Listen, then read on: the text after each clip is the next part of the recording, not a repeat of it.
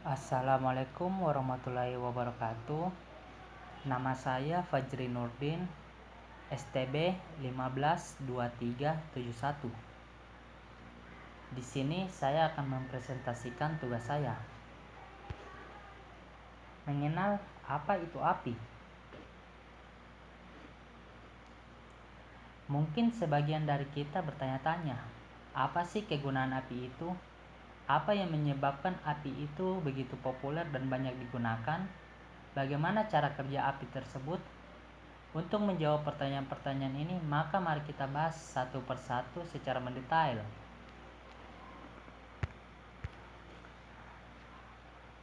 API adalah singkatan dari Application Programming Interface dan memungkinkan developer untuk mengintegrasikan dua bagian dari satu aplikasi atau dengan aplikasi yang berbeda secara bersamaan. API terdiri dari berbagai elemen seperti function, protokol, dan tools lainnya yang memungkinkan developers untuk membuat aplikasi. Tujuan penggunaan API adalah untuk mempercepat proses development dengan menyediakan function secara terpisah sehingga developers tidak perlu membuat fitur yang serupa. Penerapan API akan sangat terasa jika fitur yang diinginkan sudah sangat kompleks. Tentu membutuhkan waktu untuk membuat yang serupa dengannya. Misalnya, integrasi dengan payment gateway. Terdapat berbagai jenis sistem API yang dapat digunakan, termasuk sistem operasi, library, dan web.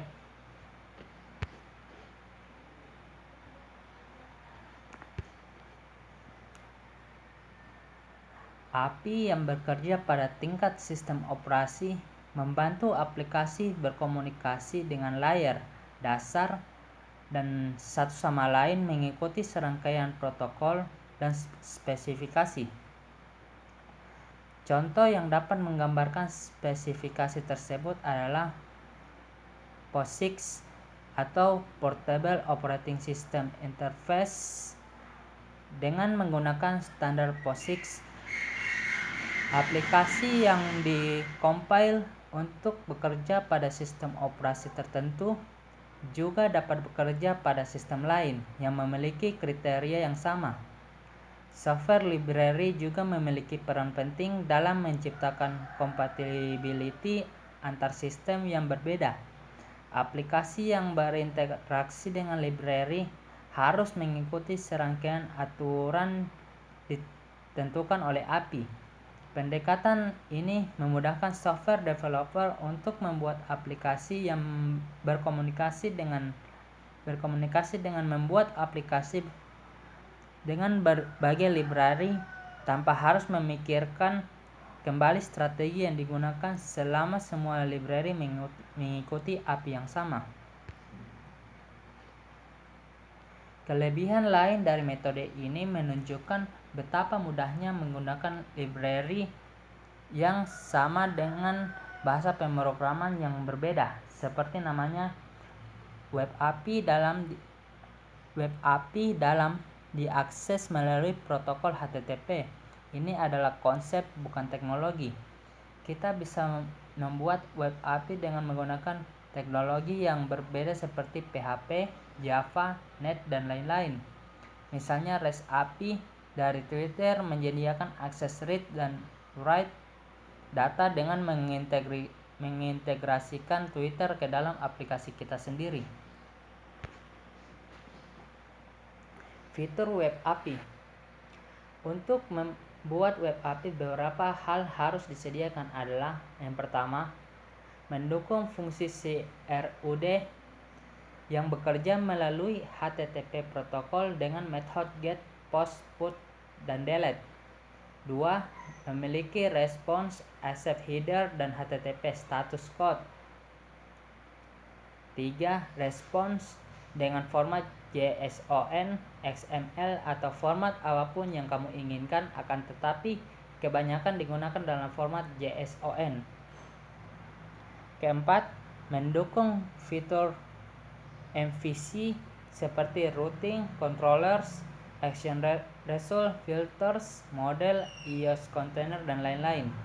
Yang kelima, web API dapat berjalan di Apache atau web server lainnya yang didukung sesuai bahasa pemrograman yang digunakan.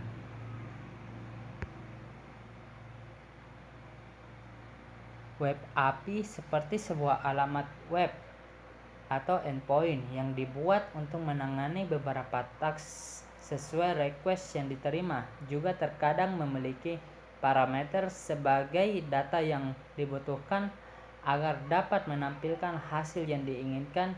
Juga pada beberapa kasus untuk mengakses API dibutuhkan kode autentikasi yang telah diizinkan untuk melihat data yang diinginkan. Semua rule ini ditentukan oleh programmer yang membuatnya. Apa itu REST API? Pengertian, kelebihan, dan kekurangannya. Kita lihat di sini ada REST API design.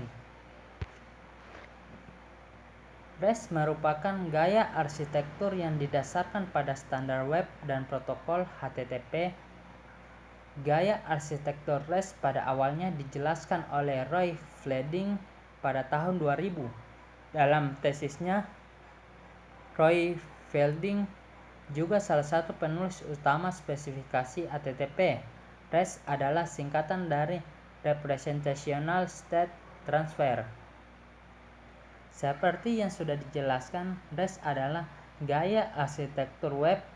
Tetapi apa kalian tahu artinya itu? REST adalah seperangkat kriteria desain dan bukan struktur fisik atau arsitektur sistem. REST tidak terikat dengan web, yaitu tidak bergantung pada mekanisme aplikasi HTTP web yang paling lazim. Representasi state transfer mengacu pada mentransfer representasi. Kalian menggunakan representasi sumber daya untuk mentransfer status sumber daya yang live di server ke status aplikasi pada klien. Dalam arsitektur berbasis REST, semuanya adalah sumber daya. Jadi data ini dapat hadir dalam database sebagai rekaman tabel atau dalam bentuk lain apapun. Catatan ini memiliki pengidentifikasi unik yang dengannya dapat diidentifikasi seperti ID untuk karyawan. Sumber daya diakses melalui antarmuka umum berdasarkan metode standar HTTP. Kalau begitu, apa bedanya dengan API? API atau Application Protocol Interface adalah kumpulan dari subroutine, definition, protokol, dan juga tools untuk berkomunikasi data antar aplikasi software. Jadi REST merupakan salah satu dari desain API. Dalam arsitektur berbasis REST, kalian memiliki server REST yang menyediakan akses ke sumber daya. Klien REST dapat mengakses dan memodifikasi sumber daya REST. Setiap sumber daya harus mendukung operasi umum HTTP. Sumber daya diidentifikasi oleh ID global yang biasanya URI. URI adalah alamat sumber daya. Sumber daya yang harus memiliki setidaknya satu URI. Tidak ada URI bukan sumber daya. Artinya sebenarnya tidak ada di web. URI harus deskriptif, dapat diuraikan oleh manusia, dan memiliki struktur. REST ini merupakan web service yang bersifat stateless. Jadi setiap kali request harus menyertakan semua data dan parameter dengan lengkap. REST ini bersifat klien dan server.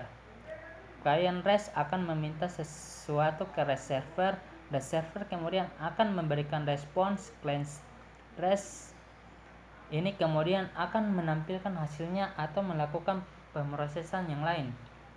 Respons yang diberikan dari REST server ke REST client dapat berupa HTML, XML, JSON, atau yang lainnya.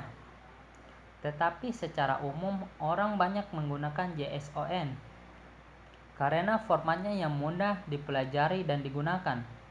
REST ini memiliki standarisasi dalam pemakaian, yaitu mengenai URL HTTP verb. Dengan menggunakan URL yang sama, kita dapat melakukan 5 operasional berdasarkan HTTP verbs. Secara teknis, HTTP verbs ini adalah a server request method. Standarisasi HTTP verbs ada 5, yaitu yang pertama get, untuk membaca sebuah rekor atau daftar rekor. 2 post, untuk menambah sebuah rekor. 3 put, untuk mengupdate semua field dalam sebuah rekor. 4 patch, untuk mengupdate beberapa field dalam sebuah rekor. 5 delete, untuk menghapus sebuah rekor. Ada 2 mode yang jarang digunakan, yaitu 1 head, ambil metadata representasi saja, yaitu representasi metadata. Yang kedua opsi, periksa metode HTTP mana yang didukung sumber daya tertentu. Dengan adanya standarisasi tersebut, maka pihak-pihak yang menggunakan REST API akan menghemat dokumentasi karena menganggap pengguna mengerti mengenai HTTP verbs di atas. Pembuat dokumentasi tidak perlu menjelaskan bagaimana membaca sebuah data, menambah data, mengupdate data, maupun menghapus data. Dengan demikian, maka akan sangat membantu dalam dokumentasi. Itulah pengertian REST API. Kemudian web service yang menerapkan arsitektur REST ini kemudian disebut RESTful Web Service. Dengan standarisasi ini maka REST API semakin populer melebihi web service yang sudah ada sebelumnya, yaitu SOAP dan WSDL.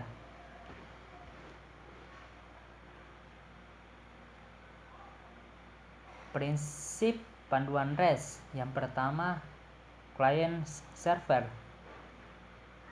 Dengan memisahkan masalah antarmuka pengguna dari masalah penyimpanan data, kami meningkatkan probabilitas antarmuka pengguna di berbagai platform dan meningkatkan skalabilitas dengan menyederhanakan komponen server. Yang kedua, stateless. Setiap permintaan dari klien ke server harus berisi semua informasi yang diperlukan untuk memahami permintaan tersebut dan tidak dapat memanfaatkan konteks yang disimpan di server. Karena itu, status sesi disimpan sepenuhnya pada klien. Yang ketiga, dapat disimpan dalam cache.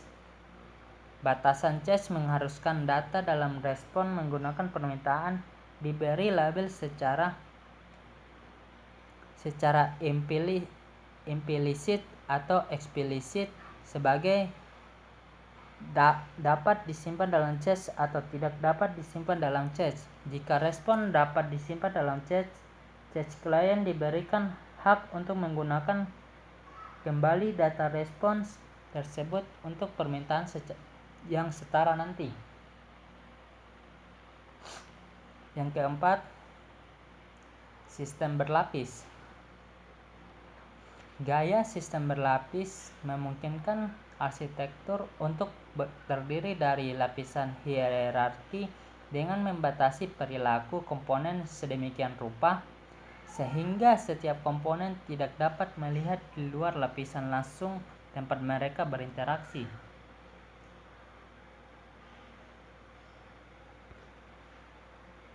Yang kelima, antarmuka seragam. Dengan menerapkan prinsip rekayasa perangkat lunak umum ke antarmuka komponen, arsitektur sistem secara keseluruhan disederhanakan dan visibilitas interaksi ditingkatkan.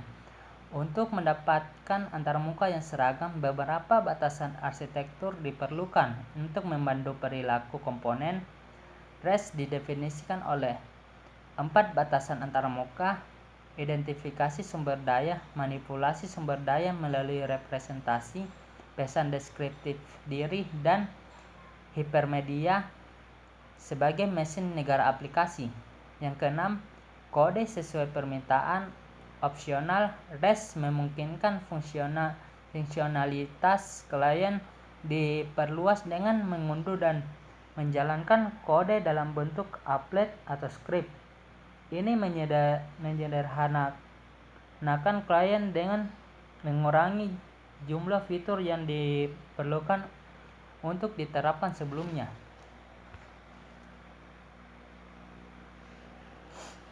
Kita masuk di client server. Ketika software atau perangkat lunak dijalankan, terjadi sebuah pertukaran data atau informasi. Proses tersebut terjadi antara dua pihak, yaitu klien dan server. Seperti yang digambar ini, kita lihat model klien dan server. File di-download dari server ke klien. File di-upload dari klien ke server.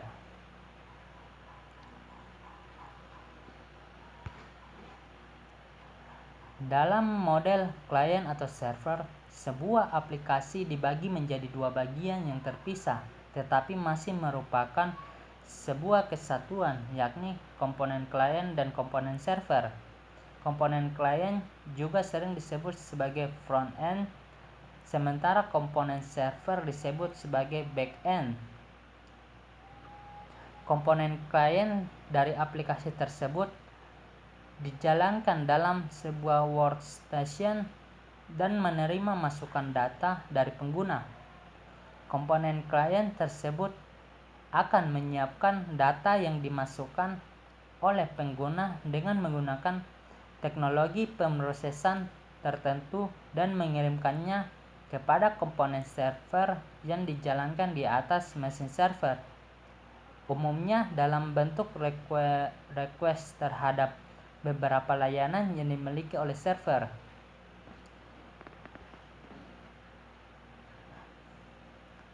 Komponen server akan menerima request dari klien dan langsung memproses dan mengembalikan hasil pemrosesan tersebut kepada klien. Klien pun menerima informasi hasil pemrosesan data yang dilakukan server dan menampilkan kepada pengguna dengan menggunakan aplikasi yang berinteraksi dengan pengguna. Kita lihat karakteristik client server. Karakteristik dari arsitektur client server yaitu yang pertama, service atau layanan, hubungan antara proses yang berjalan pada mesin yang berbeda, pemisahan fungsi berdasarkan ide layanannya, server sebagai provider, klien sebagai konsumen. Yang kedua, sharing resource atau sumber daya. Server bisa melayani beberapa klien pada waktu yang sama dan meregulasi akses bersama untuk share sumber daya dalam menjamin konsistensinya. Yang ketiga, asymmetrical protocol atau protokol yang tidak simetris. Many-to-one relationship antara klien dan server. Klien selalu menginisiasikan dialog melalui layanan permintaan dan server menunggu secara pasif request dari klien. Yang keempat, transparansi lokasi. Proses yang dilakukan server boleh terletak pada mesin yang sama atau pada mesin yang berbeda melalui jaringan. Lokasi server harus mudah diakses dari klien. Yang kelima, mix dan match. Perbedaan server klien platforms. Yang keenam, pesan berbasiskan komunikasi, interaksi server dan klien melalui pengiriman pesan yang menyertakan permintaan dan jawaban. Yang ketujuh, pemisahan interface dan implementasi. Server bisa di-upgrade tanpa mempengaruhi klien selama interface pesan yang diterbitkan tidak berubah. Kita masuk di konsep membangun REST API.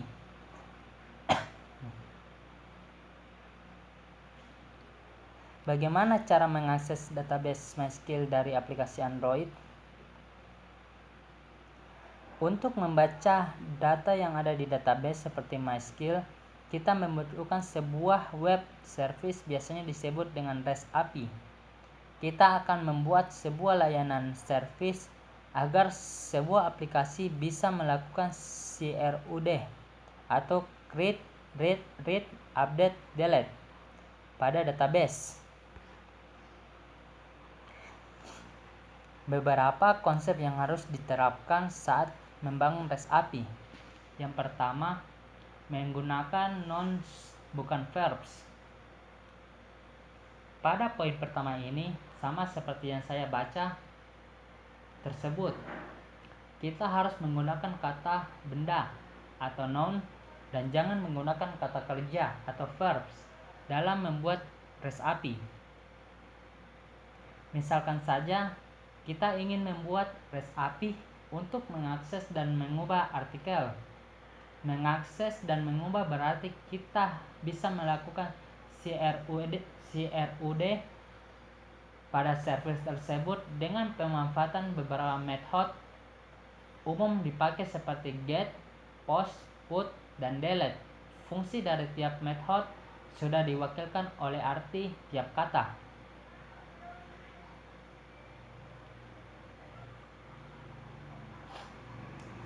Berikut salah satu contoh implementasi pada salah satu microframework, yaitu Lumen. Di sini terlihat pada pendefinisian routes.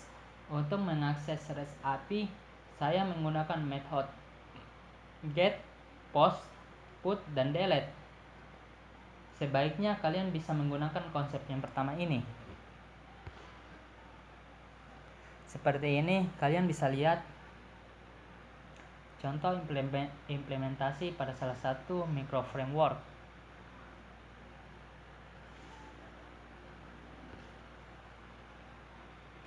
Yang kedua, jangan menggunakan get untuk mengubah sesuatu. Seperti namanya, method get hanya kita gunakan untuk mengambil data, entah itu satu, beberapa, atau hasil filter, atau seluruhnya. Jangan lupa gunakan pagination. Jika kalian ingin mengubah sesuatu, entah itu menghapus, mengubah, atau menambah sebuah entry data, kalian bisa menggunakan post, put, dan delete. Sesuaikan dengan apa yang kalian lakukan. Ingat, jangan gunakan method get untuk mengubah sesuatu. Yang ketiga, menggunakan kata plural nouns. Lagi-lagi, pemilihan kata yang jadi pembahasan di poin ketiga. Pada poin pertama kita harus memilih kata benda dan pada poin yang ketiga ini kita harus memilih kata benda yang jamak. Nah, disinilah saya akan sedikit menyampaikan beberapa isi kepada kalian yang sering membuat REST API dengan kata bahasa Indonesia. Karena tidak mungkin kan kalian akan menuliskan artikel-artikel atau artikel REST API kalian.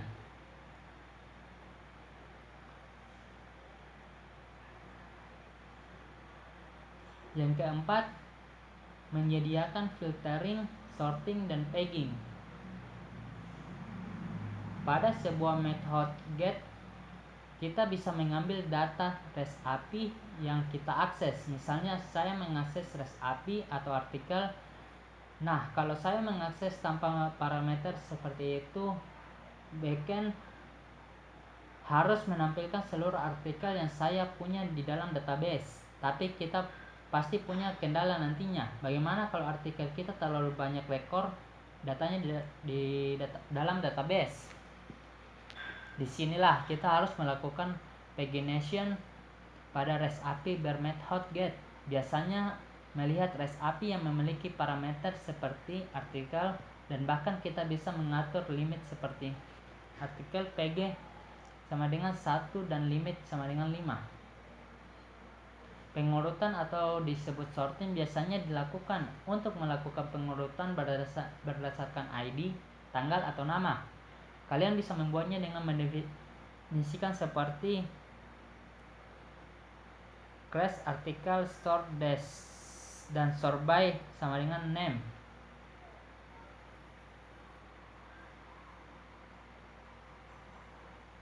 Terakhir, pada poin keempat ini, saya ingin mengingatkan kalian bahwa filtering dan sorting dan pegging bisa digabungkan menjadi satu dan menambahkan simbol dan setelah parameter sebelumnya. Yang kelima, jangan lupa gunakan HTTP status kode. Nah, ini yang sering banget saya perhatikan dari sekian banyak REST API. Terkadang kita hanya dapat 3 jenis status kode saja, yaitu 404 not found, 200 thread OK, dan 500 internal server error.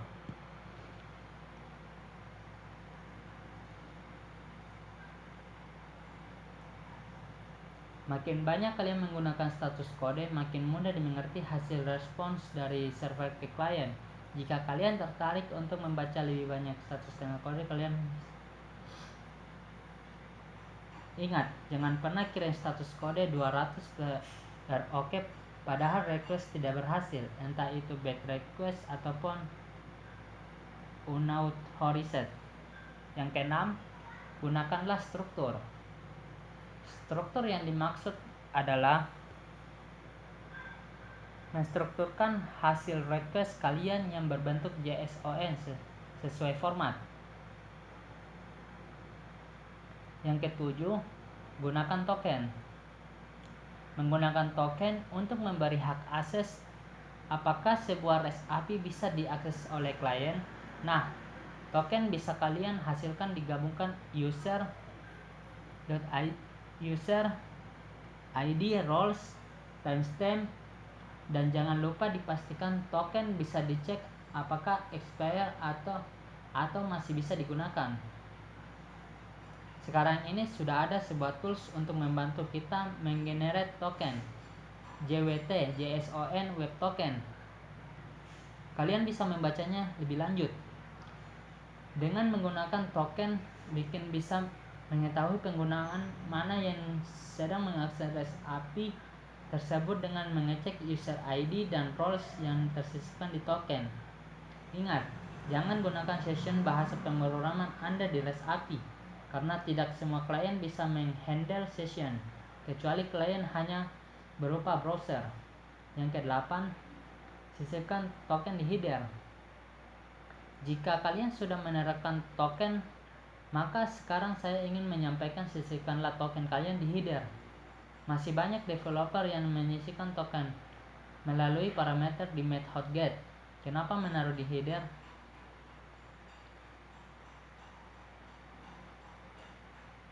Nah, mulai sekarang taruhlah token kalian bagian header, tinggalkan kebiasaan lama yang masih menaruh token di parameter get. Mungkin sekian itu saja presentasi saya. Kurang lebihnya mohon dimaafkan. Wassalamualaikum warahmatullahi wabarakatuh.